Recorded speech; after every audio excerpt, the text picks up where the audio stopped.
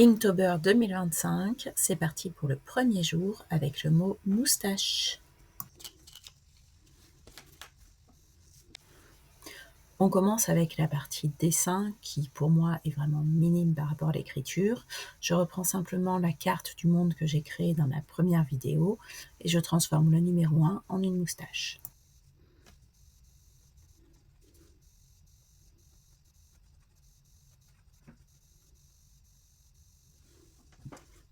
Puis je mets un petit peu de couleur sur ce plan autour de la moustache en commençant par le désert que je colorie en jaune.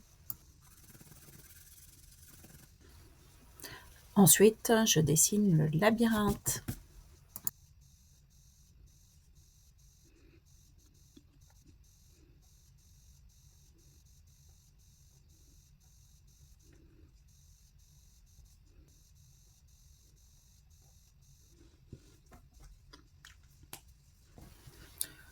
Je colorie la rivière en bleu.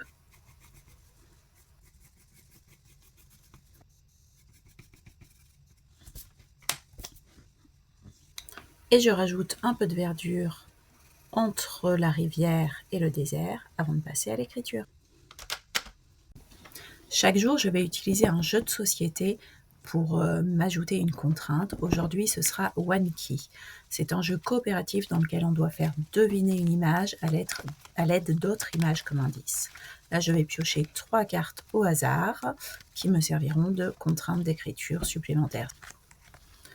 Je ne retourne qu'une seule carte pour l'instant. Ce truc gluant me fait penser à de la morve, à un microbe, à une maladie. Je décide donc que la mère de mon héroïne sera grandement malade. Je retournerai les autres images au fur et à mesure quand j'aurai besoin d'un petit peu d'inspiration, quand je serai un peu bloquée dans mon écriture. Il était une fois une jolie petite fille prénommée Églantine.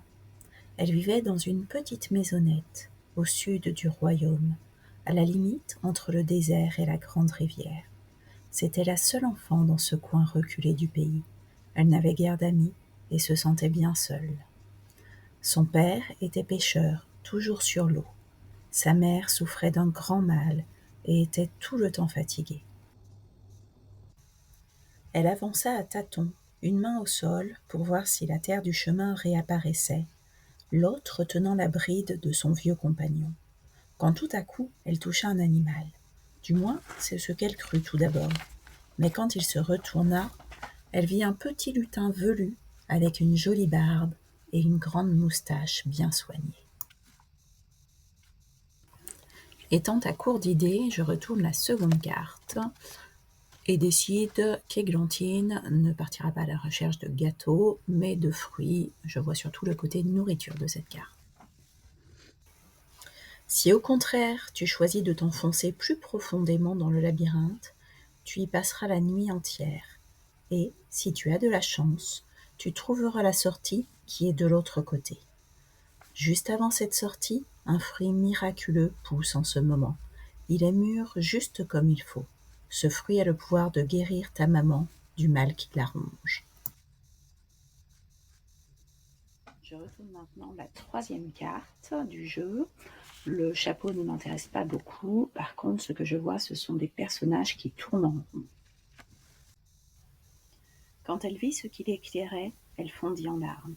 Un petit morceau de sa robe déchirée qui s'était pris dans les ronces, peut-être 1 heure plus tôt. Et partout sur le chemin, des traces de pas, les siens en grande quantité. Elle était passée maintes fois à cet endroit précis. Depuis des heures, elle ne faisait que tourner en rond. Elle était épuisée et désespérée. Elle ne sortirait jamais d'ici. C'est alors que Moustache réapparut. Était-ce la réalité? Était-ce un songe? Elle ne savait plus très bien. Mais ceci avait peu d'importance. Sa présence le réconforta. Douce Églantine, ne désespère pas, il reste encore quelques heures avant que le jour se lève. Et la sortie est là, quelque part elle t'attend, tout comme tes parents. Un bel églantier aux fruits magiques. Elle en cueillit quelques-uns qu'elle glissa dans la poche de son tablier. Juste derrière, les ronces s'agitaient. Les branches craquaient, les pierres dansaient. La sortie était en train de se refermer. Elle courut aussi vite qu'elle put et sortit juste à temps.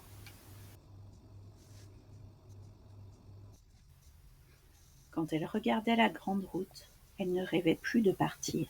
Elle avait eu son aventure, et à présent elle en était sûre. Rien ne valait le confort d'une maison.